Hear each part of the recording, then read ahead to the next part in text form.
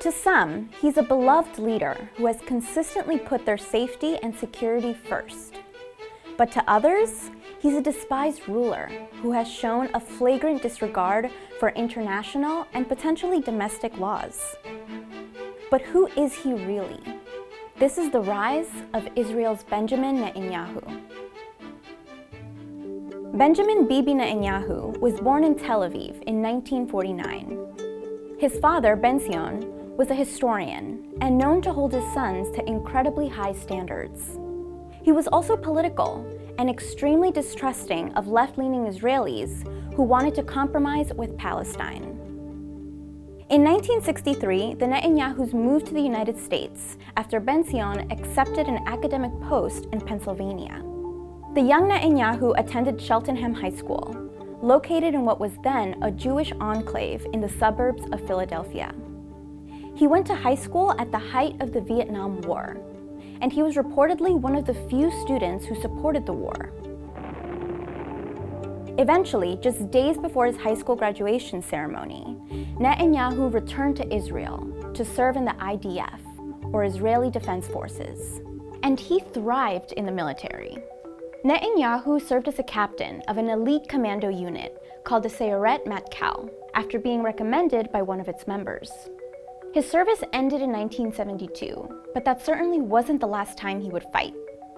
He moved back to the United States to study at MIT.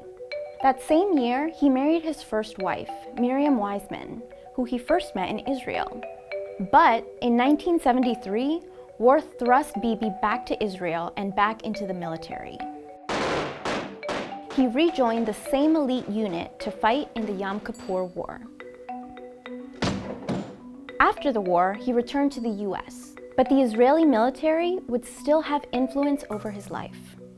Netanyahu's older brother Yoni also fought as part of the Sayeret Matkal, but his fate would be very different than his brother's. In 1976, during an IDF rescue operation in Uganda, Yoni was killed. This made Netanyahu, who had just started a new job as a consultant in Boston, change course in his career. He started an anti-terrorism institute in his brother's name. But his brother's death wasn't the only event that would rock his personal life. In 1978, he and Miriam had their first child, but their marriage crumbled soon after. Netanyahu returned to Israel after his divorce and worked at a furniture company. And in 1981, he married Flora Cates. But their marriage would also end in divorce in 1984.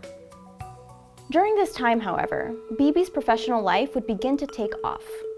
In 1982, a family friend of the Netanyahus, Moshe Ahrens, was named the Israeli ambassador to the United States. And just like that, Benjamin Netanyahu went from furniture company to foreign affairs.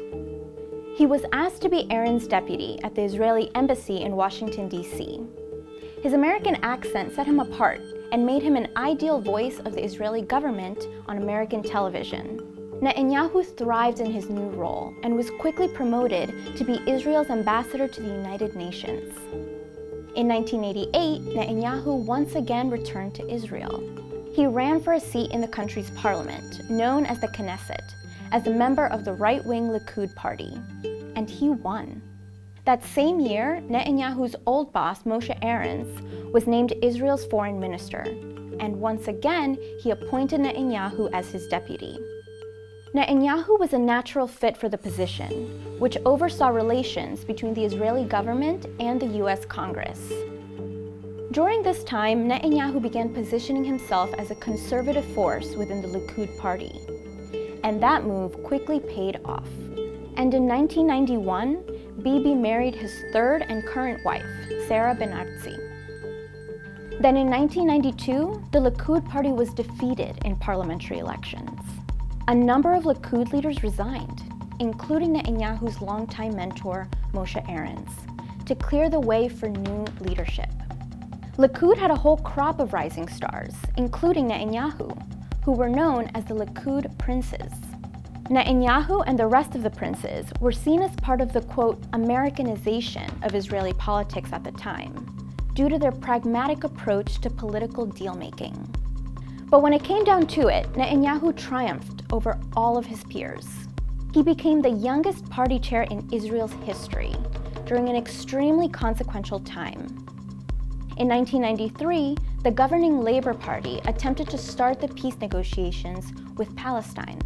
The Oslo Accords proposed that the Palestinian Liberation Organization, or PLO, and Israel recognize each other. Then, the two would gradually reconcile and negotiate long-standing issues over the next 5 years. As the Israeli opposition leader, Netanyahu condemned the deal and lambasted then Prime Minister Yitzhak Rabin. He even wrote an op-ed for the New York Times, claiming that a Palestinian state on Israel's border would increase terrorism within the country. What we're having, in fact, is a general abrogation of responsibility. Instead of taking care of security, there is gross insecurity and irresponsibility on the part of the Prime Minister. But in 1995, something would happen that would jeopardize the entire peace process. After holding a peace rally in Tel Aviv, Prime Minister Rabin was assassinated by a right-wing extremist Israeli. His successor, Shimon Peres, called for early elections to gain a mandate to continue advancing the process laid out in the Oslo Accords. But that wouldn't happen. Instead, Netanyahu won the 1996 election by an incredibly close margin.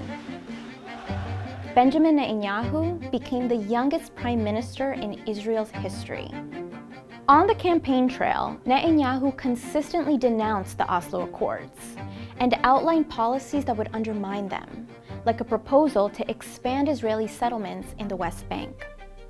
So, in his first term in office, Netanyahu did in fact undermine the Accords, mainly through his expansion of controversial settlements. But he also made some major concessions for peace as well, like giving some land in the West Bank back to the PLO. These compromises made it more difficult for Netanyahu to hold his party together. In 1999, leaders in Likud began turning on Netanyahu. Even his former mentor, Moshe Aarons, turned his back on Bibi and campaigned against him. While Netanyahu survived the challenges within his party, he ultimately lost the 1999 national election to Labour candidate Ehud Barak by a wide margin. The results seemed to be a referendum on Netanyahu's policies and signaled that Israeli citizens wanted to continue pushing for peace with Palestine. Netanyahu stepped down as chairman of the Likud party after his loss, handing the role over to Ariel Sharon. But most knew this wouldn't be the end of Netanyahu's political career. In fact, when he cast his vote for party leader after his resignation, a crowd reportedly greeted him with the foreshadowing chant, "He'll be back." And that's exactly what would happen. In 2002, after Sharon became prime minister, he tapped Netanyahu to join his cabinet in a move meant to bring Likud's hard right into his coalition. Over the next few years, Netanyahu remained in Sharon's cabinet, patiently waiting for his time to lead the country once more. Then, in 2005, Netanyahu leapt at an opportunity. He resigned in protest over Prime Minister Sharon's decision to withdraw Israeli forces from the Gaza Strip. I cannot be a partner to a move that I think compromises the security of Israel, tears the people apart, and enshrines the principle of withdrawal to the indefensible 67 lines, and I think in the future will also risk the unity of Jerusalem. After turning his back on Sharon, Netanyahu led a group of self-described rebels within Likud, who continued to oppose Sharon's planned withdrawal. And later that year, Netanyahu decided it was finally time for him to regain leadership of the Likud party. He campaigned against Ariel Sharon and was so close to returning to power, but he was narrowly defeated. Despite his loss, Bibi wasn't finished just yet. In a twist of fate, feeling demoralized by his near loss, Ariel Sharon quit the party to launch his own centrist party. Elections were called for March 2006, but before they were to occur, Sharon suffered a serious stroke that would put him in a coma for years, until 2014, when he ultimately died. In the wake of this tragedy, Netanyahu was reportedly seen by some as the best leader for Israel's security. Despite this, Netanyahu's party did not win the 2006 election, and he would have to wait another 3 years before he could try again. Likud narrowly lost the next election in 2009, but when a number of smaller parties formed a majority coalition with Likud, Netanyahu was able to once again become prime minister, despite losing that election, since he was chosen to lead the newly formed coalition. And just like that, Netanyahu was back in power after a decade on the sidelines. And with more support from moderates in Israel, Netanyahu began governing without compromise. He refused to freeze the building of new settlements in the West Bank, which are illegal under international law. This move led to the collapse of peace talks with Palestine in 2011.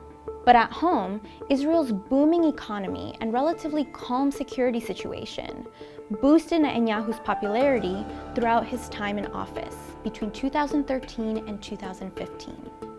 But in 2016, that would change. Netanyahu and Likud's support started to crumble.